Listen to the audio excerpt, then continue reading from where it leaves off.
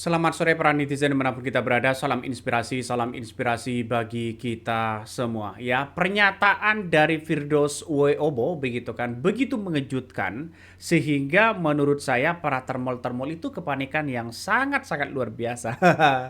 Kubu Jokowi begitu kan ya, kaget begitu melihat pernyataan dari Firdaus Weobo ini yang mengatakan bahwa Roy Suryo ya berani taruhan begitu kan ya, tidak mungkin akan ditahan begitu. Karena apa? Karena RJ yang dilakukan atau restoratif justice itu sudah diberikan kepada kepada klaster pertama begitu yang namanya Rismon, terus kemudian klaster kedua yang namanya Egy Sujana dengan Damai Hari Lubis begitu. Kata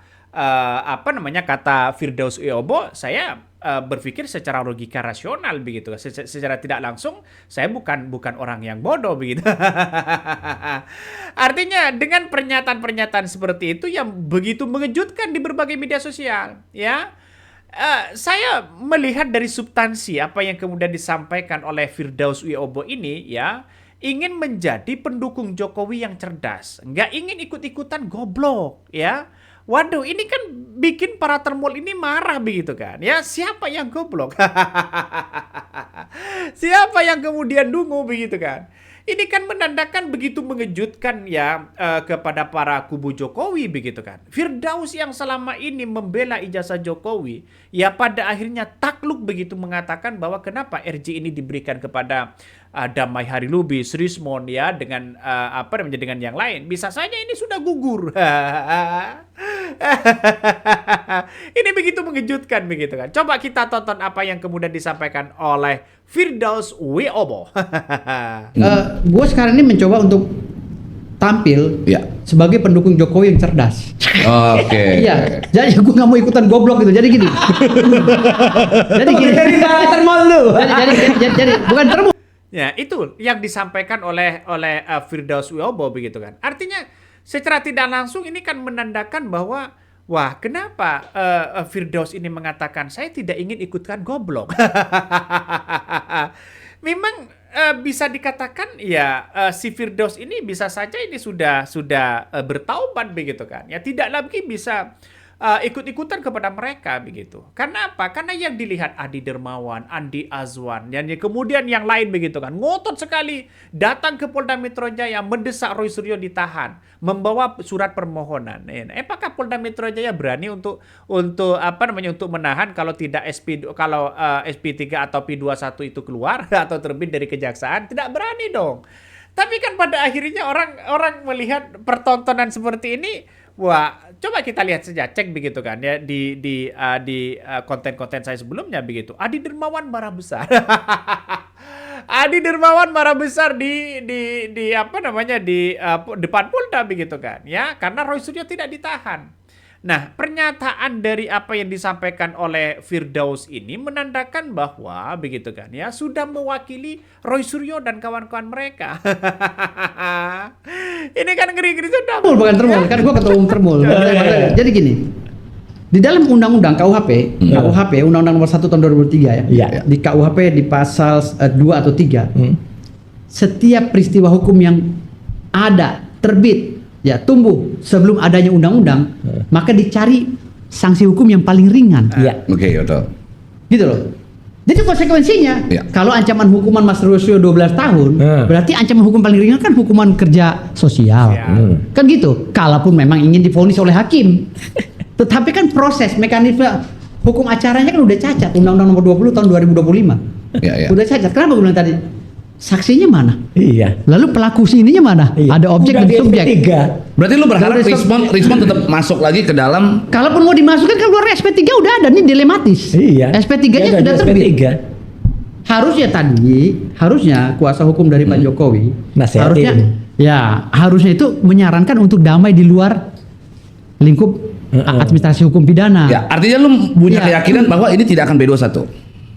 P21 bisa saja, kan gue bilang tadi P2, tapi hukumannya nggak bisa nggak akan pernah ditahan Mas Roy Suryo. Paling sendal jepitnya doang yang masuk bui, percaya Mas. Kalau kita mau paksakan, menurut hukum acara atau hukum pidana, boleh saya taruh. Nah, ini kan Nah, itulah yang kemudian disampaikan oleh Firdaus Wiobo ini begitu kan. Ya, begitu memberikan pencerahan memang. Kalau memang terpaksa di P21 kan, maka Roy Suryo ini tidak bisa ditahan juga, paling dibui ya dengan apa namanya dengan sanksi sosial begitu. Nah, berani taruhan si Firdaus ini. Memang Firdaus ini kan agak aneh memang begitu kan. Tapi kan logikanya ini kan kalau masalah soal hukum ini benar ya benar mereka begitu. Tapi mau bagaimana lagi begitu kan? Apa yang kemudian dipertontonkan hari ini bahwa ini menjadi tamparan keras. Mungkin akan terjadi para kubu-kubu Jokowi yang akan mungkin menyerah begitu kan? Ya soal karena RJ ini sudah diberikan kepada Rismon, ya RJ ini sudah diberikan kepada Damai Hari Lubis begitu kan, kepada Egy Sujana.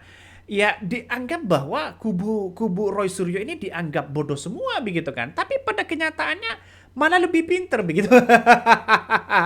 Seorang Jokowi saja Pak marah sampai gebrak meja begitu kan, akibat kan akibat kekesalan kenapa Roy Suryo tidak kunjung ditahan dan sebagainya.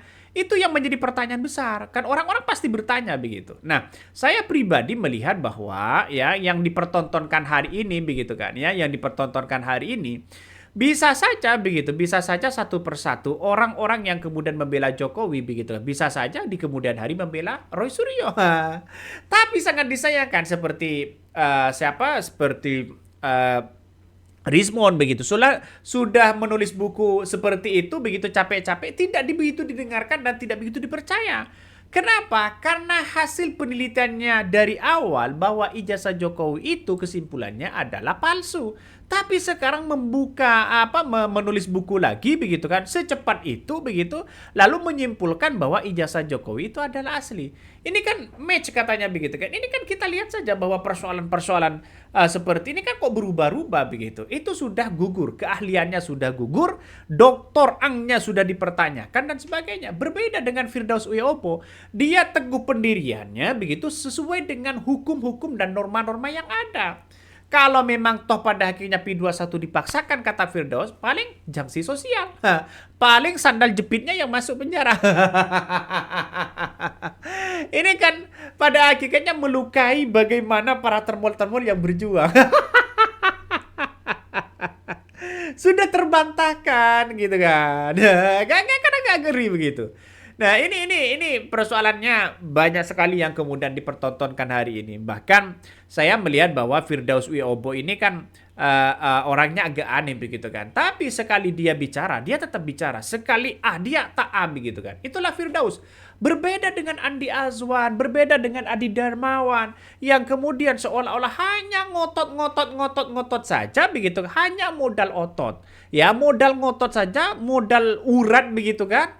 Tapi tidak menyampaikan secara substansi bagaimana RJ, bagaimana undang-undangnya. Berbeda dengan Roy Suryo begitu. Roy Suryo berkali-kali mengatakan bahwa ini kan undang-undangnya. Kejaksaan juga undang-undangnya. Pak Ukro juga mengatakan seperti itu. Tapi apa yang kita lihat hari ini? Ya, para termul justru mempertontonkan bagaimana kegelisahannya, bagaimana kepanikannya, bagaimana soal nampaknya menghindar dari persidangan. Bahkan yang kemudian diungkit oleh si mereka begitu kan ya, soal Roy Suryo saat menjabat menjadi ya Kemenpora pada waktu itu. Kan agak lucu. Lucu sekali begitu kan. Coba kita tonton lagi apa yang disampaikan oleh Firdaus. Ketika Roy Suryo ya di P21 sementara Rismon ini dikasih SP3, ini kan jadi kontradiktum. Gitu loh. Kontradiktumnya ini sebenarnya gimana sih penegakan hukum itu kan agar mendapatkan kepastian hukum, ya, mendapatkan keadilan, ya kan, dan lain-lainnya gitu. Tetapi di sini kan tidak ada, jadinya tidak ada kepastian hukum di sini gitu loh. Yang ada keadaannya ketidakadilan, gitu loh. Sementara di satu sisi Roy Suryo ini ditekan harus penjara, dan yang kedua sementara di lingkup yang lainnya Rismon ini mendapatkan kebebasan dari Pak Jokowi melalui mekanisme restoratif justice. Padahal kalau kita memaknai apa itu restoratif justice di dalam KUHP itu udah jelas kan, KUHP atau KUHP lupa saya. itu karena saya belum baca seluruhnya, belum memahami seluruhnya kalau KUHP dan KUHAP sekarang ini, itu pemberian restoratif justice itu hanyalah kepada bisa diberikan kepada orang yang dihukum di bawah 5 tahun. Sementara Rismond, Dr. Tifa dan Roy Suryo ini kan ancaman hukumannya 12 tahun, denda 12 miliar kan gitu. Jadi tidak tepat juga ketika restoratif justice ini diberikan kepada Rismond. Kalaupun restoratif justice itu katakan ingin diberikan kepada Rismond, haruslah disidangkan dulu melalui surat pernyataan perdamaian antara Pak Jokowi dengan Rismond. Nah, itu yang kita tonton hari ini begitu kan. Artinya kan ini sudah jelas sebenarnya bahwa bahwa Roy Suryo dengan kawan-kawan mereka, artinya Roy Suryo CS ini begitu kan ya, bisa saja tidak mungkin ya, bisa saja tidak ditahan dan sebagainya. Ini kan sudah jelas. Firdaus Wiobo ini kan baru kali ini saya percaya itu. Tapi kan kita lihat saja bahwa hukum yang ada saat ini begitu kan ya, setelah RJ itu diberikan, maka bisa saja laporan polisi begitu bisa saja gugur begitu kan ya. Kenapa kok ini dilanjutkan? Kenapa? Karena restoratif justice itu salah satunya klaster pertama dan kedua itu sudah diberikan restoratif justice. Kalau toh pada akhirnya melakukan perdamaian dan minta damai, wah ini kan bagaimana ijazah Jokowi? Berarti kan Jokowi menyerah. Aduh. Satu persatu kan sudah mulai kelihatan sebenarnya begitu kan ya. Begitu paniknya luar biasa. Jangan-jangan ada apa di balik ini semua? Kan orang pasti menanyakan itu. Coba kita dengarkan lagi. Tapi proses ini biar adil semuanya harus P21 gitu loh. Nanti di pengadilan biarlah hakim yang menentukan bahwa Rismond ini apakah diberikan hukuman ringan atau dibebaskan. Karena pengakuan dosanya kan gitu. Tapi kalau di sini Abang ngelihatnya gimana? Abang nih ada di pihak mana sih sebenarnya? Loh, saya kan sekarang lagi diwawancara sebagai praktisi kan. Iya, ya udah itu saya bicara sesuai dengan apa yang saya pelajari gitu. Tapi kalau berbicara masalah saya ini pendukung siapa ya, saya pendukung Jokowi dan Mas Gibran dan Pak Prabowo gitu. Jadi kalau saya berbicara tidak berdasarkan akal pikiran, saya akan berbicara tangkap Roy Suryo. Apapun yang terjadi nggak perlu ada persidangan, penjarakan dia gitu loh. Ngapain kita pakai drama segala? Penjarakan dia pakai kekuatan oportunitas, kekuatan maksa gitu. Makanya saya bilang tadi di sini, kalau kita ingin berbicara hukum normatif ya seperti itu. Jangan melanggar norma. Karena setiap orang yang ingin memutuskan satu keputusan, pastilah menelisik norma. Gitu. Dia nggak mungkin menyampaikan. Inilah yang kemudian disampaikan oleh Firdaus Wiobo begitu kan. Ini kan menandakan bahwa ya ini kan berbicara norma. Nah, Firdaus ini sudah jelas mengatakan bahwa Roy Suryo ya tidak mungkin ditahan dan sebagainya begitu. Justru pernyataan Firdaus ini bisa menjadi kritikan yang sangat luar biasa begitu kan ya dari para termol-termol itu begitu. Coba kita baca komentar-komentar dari netizen ini. Termol yang mualaf kata netizen ya. Katanya sekarang jadi pro Gibran ya. Jadi jangan samakan dengan termol goblok. Tugas dia sekarang ingin mendamaikan Roy Suryo sama termol. Ya, dari awal juga orang negara yang signifikan ya di dalam kasus ijazah Jokowi cuma numpang viral aja. Salah satu komentar dari netizen ya. Bisa saja ingin melakukan perdamaian. Ada lobby-lobby perdamaian. Ada dua kemungkinan kalau memang Jokowi mau damai. Satu begitu kan ya, ingin mencabut laporannya tapi malu. Misalnya. Atau ingin damai tapi malu juga begitu kan ya, tidak mau ribet-ribet. Kenapa seorang Jokowi ini kok ribet terus begitu kan ya? Kenapa kok tidak tunjukkan ijazahnya? Ini ijazah saya loh. Kalau memang palsu, memang asli silakan diteliti. Ya selesai. Roy Suryo akan masuk penjara. Kenapa mau proses dalam persidangan dan sebagainya? Roy Suryo punya kekuatan kok begitu. Kekuatan Roy Suryo ini kan ya kita lihat saja undang-undangnya selama ini begitu kan ya, bahwa Roy Suryo ini kan sudah by data begitu kan, berbeda dengan para kubu-kubu Jokowi yang kemudian hanya ngotot ya memenjarakan Roy Suryo, mendesak Roy Suryo, melawan Roy Suryo, macam-macam begitu kan ya, ditambah lagi para buzzernya. Aduh, ini kan ngeri-ngeri sedap misalnya begitu kan.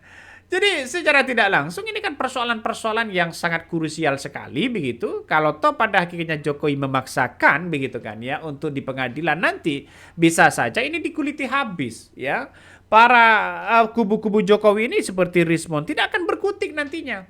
Karena apa? Karena kita lihat saja bahwa Rismon nanti di persidangan akan dihabisi betul begitu kan. Bagaimana soal hasil penelitiannya yang awal mengatakan asli begitu, yang kemudian yang kedua mengatakan, yang pertama mengatakan palsu, yang kedua mengatakan asli. Bisa saja ini ada laporan lagi kepada Rismon begitu kan. Kenapa? Ya soal ijazah Rismon, soal gelar Doktor Ang si Rismon begitu. Bisa saja begitu. Ini kan menjadi tamparan keras sebenarnya. Jadi saya berharap bahwa ya kasus-kasus seperti ini menurut saya pribadi diakhiri saja begitu. Kenapa Bang? Karena kita tahu bahwa kalau diakhiri begitu kan tidak lagi menjadi spekulasi itu. Tapi tetap Jokowi, ijazah Jokowi tetap diadili ini begitu. Semakin menguatkan para masyarakat. Ya wallah alam nggak tahu lagi dengan persoalan-persoalan sekarang begitu kan ya. Karena ya kita tahu bahwa sekarang ini masyarakat lagi menunggu pembuktian bagaimana ijazah Jokowi ini begitu kan ditunjukkan kepada publik. Itu aja sebenarnya. Tapi nampaknya orang-orang sekarang ini begitu kubu-kubu Jokowi begitu nampaknya ya salah satu tidak mau begitu kan ya. Tidak mau harus orang yang membuktikan, orang yang menuduh yang harus membuktikan dong. Ya kan kok serumit itu sih sebenarnya. Padahal gampang Jokowi untuk memenjarakan Roy Suryo dengan kawan-kawan mereka begitu kan. Tunjukkan ijazahnya, selesai mereka. Ya, sudah masuk penjara kalau asli. Tapi kalau palsu, ada apa? Saya yakin omongan-omongan tokoh-tokoh itu pasti nanti begitu kalau memberikan pencerahan, memberikan tausiah, memberikan pidato, memberikan kultum dan sebagainya, pasti mengatakan hati-hati yang punya ijazah, sebaiknya disimpan. Takut sewaktu-waktu ya jadi misalnya jadi A, B, C dan sebagainya begitu kan. Bisa saja. Jadi saya kira ini proses lama begitu kan ya bahwa sampai bertahun-tahun tapi tidak kunjung menemukan titik temu. Ada apa? Oke, mungkin itu yang kami sampaikan ya. Tonton terus di channel Hodari Podcast Rakyat ini. Jangan lupa di subscribe.